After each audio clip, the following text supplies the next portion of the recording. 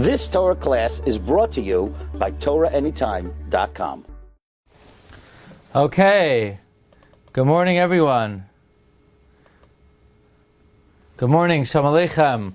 We continue in Mishna Berura Daf Hashavua. We're learning Siman Tes. Eza begadim chayavim b'tzitzis ve'eza peturim b'tzitzis.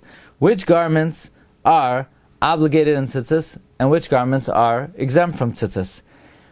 We're going to adjust the questions that's on everyone's mind. Am I required to wear a woolen talis katan? That is one of the existential questions of life. Do I have to wear a woolen talis katan? Is it just better to, or is it a hiddur? Is it a lecharchila? What exactly is the deal with woolen talis? A woolen talis katan. Says the Mechaber, Ein chai b'tzitzim atar ela beged pishtim oy shel tzemer rechelim. Aval bigdei sharminim eino chayav b'tzitzis ela midrabanan. The opinion of the Mechaber, which is the opinion of the Rif, the Halachas Ketanois, and the Rambam, based on the Gemara Menachos Daf Lamed Tes, is that only two kinds of garments are chayiv in tzitzis midaraisa: linen and wool. Other minim are not chayiv in tzitzis, only midrabanan. Now that would be very important because according to the Mechaber, if the whole reason we wear a talis katan is to be mekayim the mitzvah daraisa of tzitzis all day, even when we're not wearing the talis, so certainly according to the opinion of the Mechaber, one should be zahir to have a woolen talis gadol, because that's the only way to mekayim tzitzis midaraisa. However, the Ramah shita is v'yesh oimrim. Some say dekulhu chayavin midaraisa v'hachi hochasa. Some say that all garments are chayiv midaraisa and tzitzis, and this is the halacha. This is the shita of Tosfos and the Rosh and the Smag and the Mordechai. So basically, the Mechaber aligns himself with the Rambam and the Rif that only wool and linen. And the Ramah Kedarkai also takes into account the Balei HaTosfos, and therefore he holds all garments are chayiv midairaisa in tzitzis. Let us see the Mishna Berura. Ella, the shita of the Mechaber is only wool is chayiv in tzitzis. Kedetani debei Rabbi Shmuel, like it was taught in the Academy of Rabbi Shmuel. The Alfinon Minagayim. We learn out from Tsaras. The parat be'akos etzemron pishtim. There, the Torah specifically enumerates one linen. It specifies one linen. Av kamakim the sivei beged akavanim etzemron pishtim. The opinion of the Tana Rabbi Shmuel is by Nigam by Tsaras. It says beged and it says wool and linen. From there, we learn out that whenever it says beged, it refers to wool and linen. Now, what kind of wool? The Mechaber said either linen or wool of a ram. Oy elim zacharim, or a male ram. So a Rachel is a female ram, and a ayil is a male. Avoshar kol aminim, other species could go in semer gemalim. So yeah, I know you have a camel in your backyard and you give it a haircut, about once every 6 weeks, and you want to know, can I make a talis out of it? No. You could go for a ride on your camel, but you can't use the tzemer for tzitzis for a beged, according to the Mechaber. V'noitza shalizim, the hair of goats, v'hashirim, and another type of material, v'tzemer arnovim, rabbit fur, v'chein kanvos, canvas, v'chol kahagavna, einon b'chlal tzemer upishtim, v'einon chayim b'tzitzis rak midrabanan. So all of these other types of material are only chayiv midrabanan. V'tzemer Rachel bas eiz, and the wool of a ram that's the daughter of a goat. So she's a very special yichus. They put on her shidduch resume that her mother is a goat. If the mother is a goat, then the descendant is considered a goat, even though it's really a ram, and it's pater midaraisa.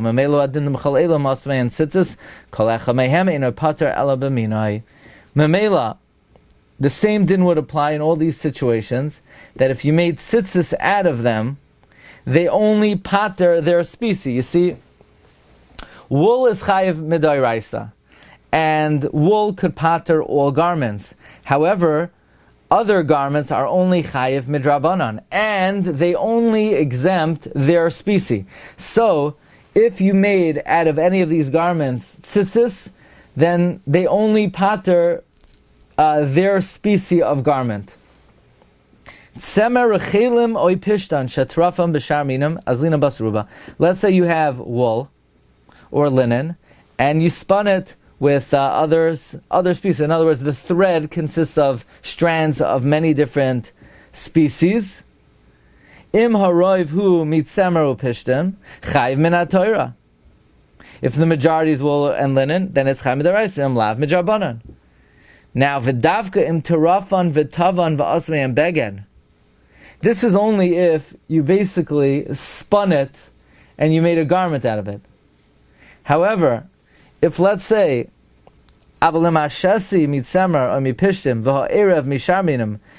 the warp is from wool or linen and the woof is from some other species or the opposite, in other words, this halacha that we follow, the roiv, is only if in each individual thread, the majority of that thread is a material that's chayv midaraisa. But if, let's say, the horizontal section or the vertical section are not wool or linen, then everyone would agree that this garment is only chayiv midrabanan, ein chayiv l'deyazu rak midrabanan, afilu imruba mitzemro peshim. Even if it's majority wool and linen, the shasiyoi erev l'chud loy chashav beged.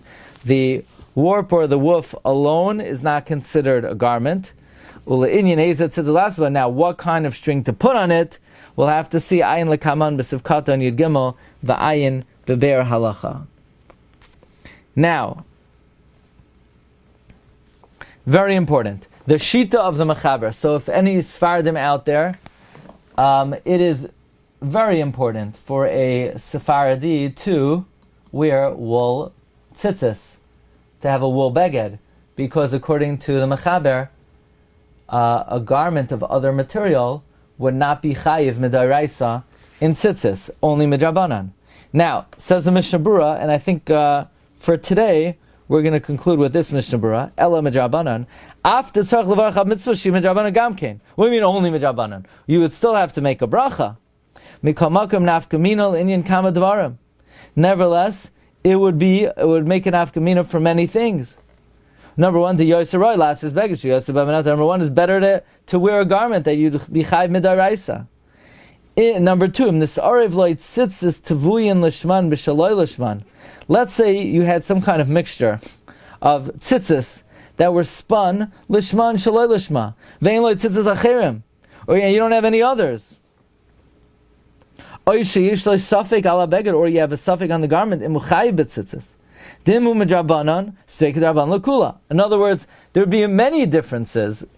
If you make a beged out of other material, then according to the Mechaber, it's only chayiv midrabanan. There's room to be lenient in situations where you're masupik whether you're doing the job.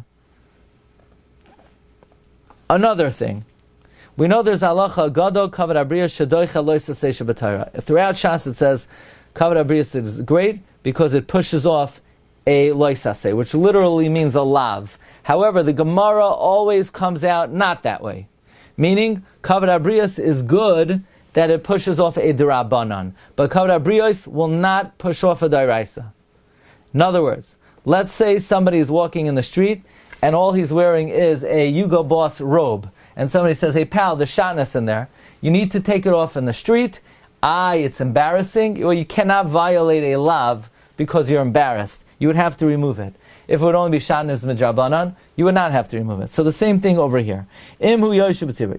You're sitting among the tzibur. V'nifsak echad mitzitziyosah b'choil. And one of your strings of the tzitzis snap during the week.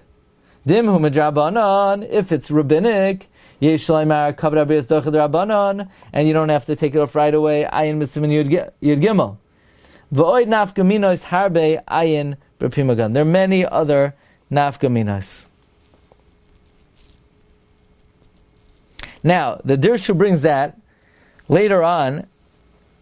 He brings many achronim that even if someone is wearing a talis that's chayv and says the arai, so you don't have to take it off. Why? Because taking off a talis b'tzibur is a genai gadol, and it would be doicha iser doiraisa b'shaval taseh. That's different than the case I mentioned. If you're wearing shatnez, wearing shatnez is considered kum va'aseh. So if you're wearing a shatnez robe, you would have to take it off in the street, even though it's embarrassing, because wearing shatnez is considered a proactive violation. But not putting tzitzis on a four-cornered garment is called a passive violation. So there are opinions that you do not have to take off the four-cornered garment. And we're going to hold it over here for today. We'll pick it up tomorrow in Sivkat and Dalid. And the bottom line of the Mishna Berura, where according to the Ramah, one would not have to go out of the way to wear a woolen garment. The Mishna Berura's personal recommendation is to do so. Okay, Rabbi Seif, have a great day.